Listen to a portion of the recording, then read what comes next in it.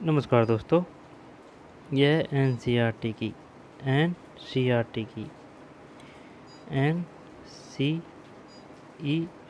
की कक्षा 10 की पाठ्य पुस्तक है।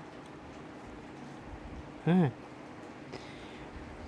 ऑथेंटिक बुक है, सरकारी बुक है और हर एक लाइन इम्पोर्टेंट है क्योंकि ऑथेंटिक बुकों से ही क्वेश्चन आते हैं। तो ध्यान से और समझते हुए आराम से याद करते चलो। जो शानदार फैक्ट व तथ्य होंगे उनको अपन अच्छी तरह से देख लेंगे। तो चलिए शुरू करते हैं। जनसंघर्ष और आंदोलन। जनसंघर्ष और आंदोलन।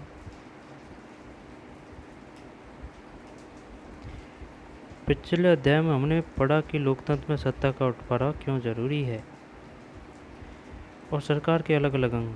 क्या नाम है पाठ का? जनसंघर्ष और आंदोलन।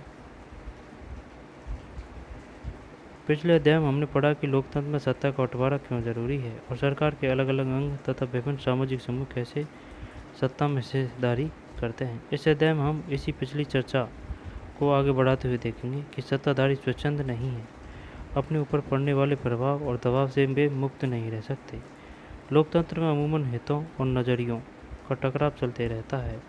हितों और नज़रियों के द्वंद्व की अभिव्यक्ति संगठित तरीके से होती है। हितों और नज़रियों के इस द्वंद्व की अभिव्यक्ति संगठित तरीके से होती है। जिनके पास सत्ता होती है उन्हें परस्पर विरोधी मांगों और दबावों में संतुलन बैठाना पड़ता है। जिनके पास सत्ता होती है उन्हें परस्पर विरोधी मांगों और दबावों में संतुलन बैठाना पड़ता है। इस अध्याय की शुरुआत में हम जानेंगे कि कैसे परस्पर विरोधी मांगों और दबावों के बीच लोकतंत्र आकार ग्रहण करता है।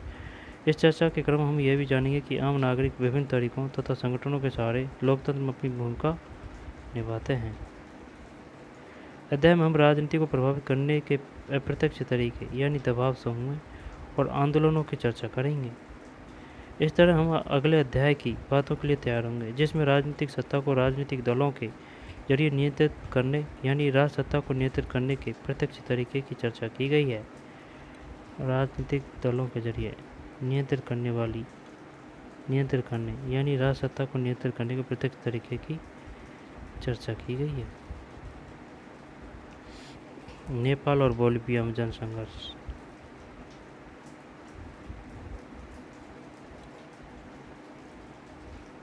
क्या आपको पोलैंड में लोकतंत्र की जीत की कथा याद है? हमने इसके बारे में पिछले साल कक्षा 9 की पुस्तक के पहले अध्याय में पढ़ा था। यह कहानी हमें लोकतंत्र की रचना में जनता की भूमिका की याद दिलाती है। पोलैंड में लोकतंत्र की जीत की कथा याद है। हमने इसके बारे में पिछले साल कक्षा 9 की पुस्तक के पहले अध्याय में पढ़ा था। यह कहानी हमें लोकतंत्र की रचना में जनता की भूमिका की याद दिलाती है। आइए इस तरह की दो हालिया घटनाओं के बारे में पढ़ें और जानें कि लोकतंत्र में सत्ता का इस्तेमाल कैसे होता है। नेपाल में लोकतंत्र का आंदोलन। ठीक है, नेपाल में सन 2006 के अप्रैल माह में नेपाल में एक विलक्षण जन आंदोलन खड़ा हुआ। 2006 अप्रैल माह में। शायद आपको याद हो कि नेपाल लोकतंत्र की तीसरी लहर के देशों में एक है। तीसरी लहर है ना। सन 2006 में अप्रैल माह में नेपाल में एक विलक्षण जन आंदोलन उठ खड़ा हुआ। शायद आपको याद हो कि नेपाल लोकतंत्र की तीसरी लहर के देशों में एक है, जहां लोकतंत्र 1990 के दशक में कायम हुआ। नेपाल में राजा औपचारिक रूप से राज्य का प्रधान बना रहा, लेकिन वास्तविक सत्ता का प्रयोग जनता के द्वारा निर्वाचित प्रतिनिधियों के हाथों में था। अत्यंतिक राजतंत्र से संवैधानिक राजतंत्र के इस संक्रमण को राजा वीरेंद्र ने स्वीकार कर लिया था, लेकिन शाही खानदान के एक रहस्यमय कत्लेआम में राजा वीरेंद्र की हत्या हो गई। शाही खानदान के एक रहस्यमय कत्लेआम में राजा वीरेंद्र की हत्या हो गई। नेपाल के नए राजा ज्ञानेंद्र लोकतांत्रिक शासन को स्वीकार करने के लिए तैयार नहीं थे। नेपाल के नए राजा ज्ञानेंद्र लोकतांत्रिक शासन को स्वीकार करने के लिए तैयार नहीं थे। वीरेंद्र की हत्या हो गई भाई ज्ञानेंद्र। लोकतांत्रिक रूप से निर्वाचित सरकार की अलोकप्रियता और कमजोरी का उन्होंने फायदा उठाया। सन 2005 की फरवरी में राजा ज्ञानेंद्र ने तत्कालीन प्रधानमंत्री को अपदस्थ करके जनता द्वारा निर्वाचित सरकार को भंग कर दिया। 2006 की अप्रैल में जो आंदोलन उठ खड़ा हुआ उसका लक्ष्य शासन की बागडोर राजा के हाथ से लेकर दोबारा जनता के हाथों में सौंपना था। है ना, वीरेंद्र की हत्या हो गई। नेपाल के नए राजा ज्ञानेंद्र लोकतांत्रिक शासन को स्वीकार करने के लिए तैयार नहीं थे। लोकतांत्रिक रूप से निर्वाचित सरकार की अलोकप्रियता और कमजोरी का उन्होंने फायदा उठाया। सन 2005 की फरवरी में राजा ज्ञानेंद्र ने तत्कालीन प्रधानमंत्री को अपदस्थ करके जनता द्वारा निर्वाचित सरकार को भंग कर दिया। 2006 की अप्रैल में जो आंदोलन उठ खड़ा हुआ, उसका लक्ष्य शासन की बागडोर राजा के हाथ से लेकर दोबारा जनता के हाथों में सौंपना था। संसद की सभी बड़ी राजनीतिक पार्टियों ने एक 7 पार्टी अलायंस सप्तदलीय गठबंधन एसपीए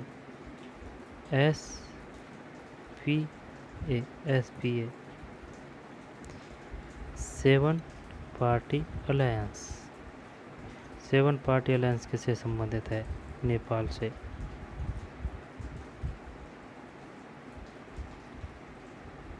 सेवन पार्टी अलायंस सप्तदलीय गठबंधन एसपीए बनाया और नेपाल की राजधानी काठमांडू में 4 दिन के लिए बंद का आह्वान किया।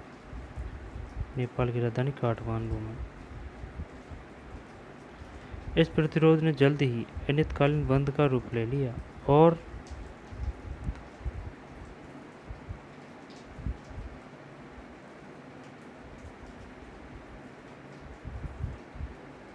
कैमरामैन है, ये देखिए।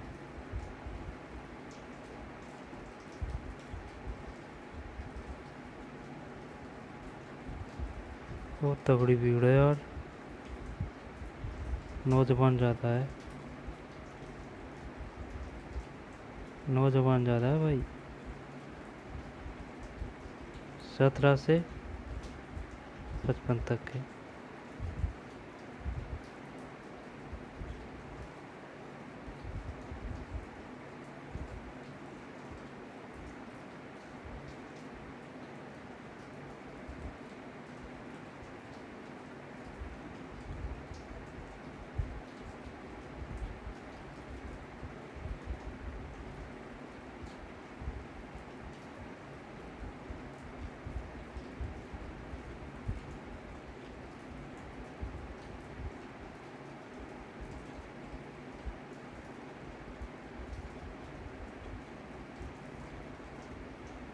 देख, ये है ना, ये बंदा ये एरिया देख,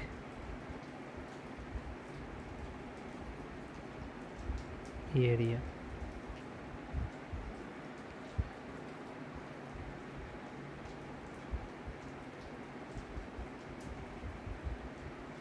नेपाल के लोग राजनीतिक दल एक रैली में लोकतंत्र की बहाली की मांग करते हुए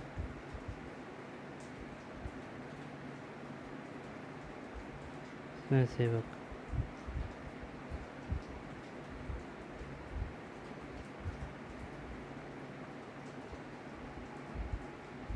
गणतंत्र नेपाल जिंदाबाद, चश्मा पहन रखिए, गणतंत्र नेपाल जिंदाबाद।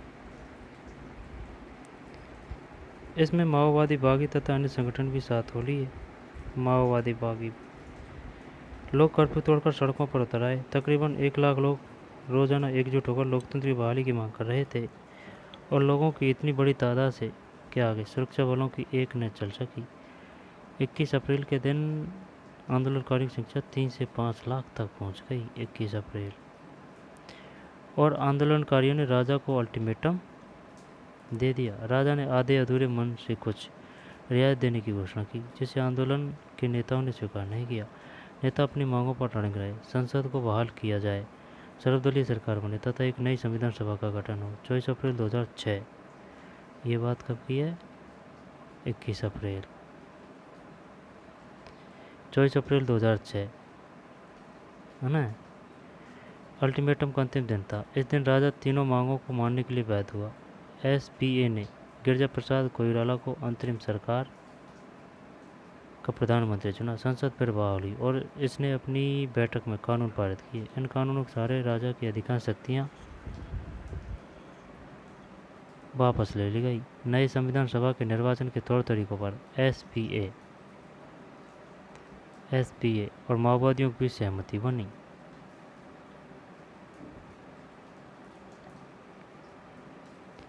एसपीए सहमति बनी। 2008 में राजतंत्र को खत्म किया और नेपाल के संघीय लोकतंत्र गणतंत्र बन गया। 2015 संसद पर बहाल हुई और इसने अपनी बैठक में कानून पारित किए। इन कानूनों के सहारा राजा की अधिकांश शक्तियाँ वापस ले ली गई। नई संविधान सभा के निर्वाचन के तौर तरीकों पर एसपीए और माओवादियों के बीच सहमति बनी। 2008 में राजतंत्र को खत्म कर दिया गया। नेपाल में राजतंत्र को कब खत्म किया गया था? 2008 में।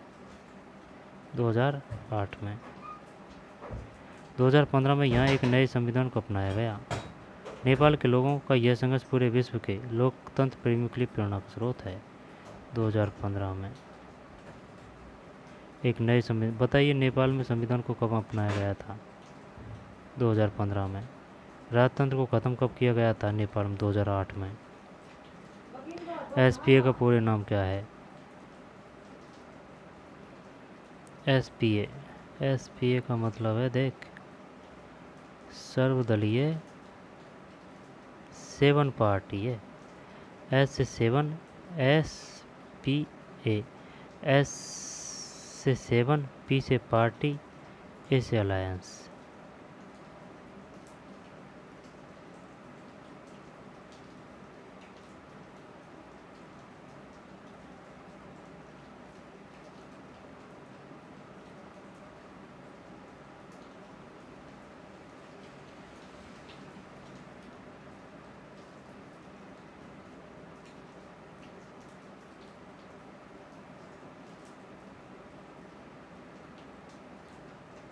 दो 2008 में राजतंत्र को ख़त्म किया और नेपाल संघीय लोकतंत्र गणराज्य बन गया। 2005 में यहाँ एक नए संविधान को अपनाया गया। गणराज्य कब बना था? 2008 में। 15 में नया संविधान। बोलीविया का जल युद्ध। बात बोलें, भेद खोलें। माओवादी चीनी क्रांति के नेता माओ की विचारधारा को मानने वाले साम्यवादी माओवादी मजदूरों और किसानों के शासन को स्थापित करने के लिए सशस्त्र क्रांति के जरिए सरकार को काट फेंकना चाहते थे।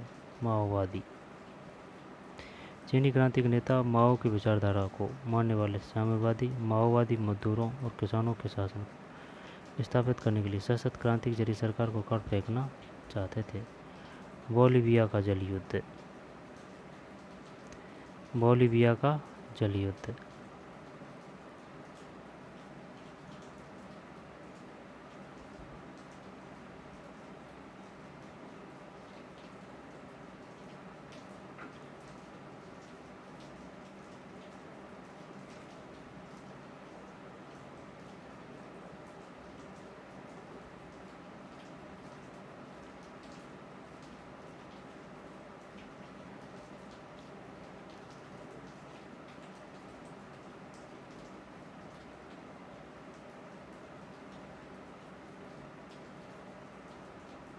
इसको पढ़ेंगे बाद में। बोलीविया का जल युद्ध।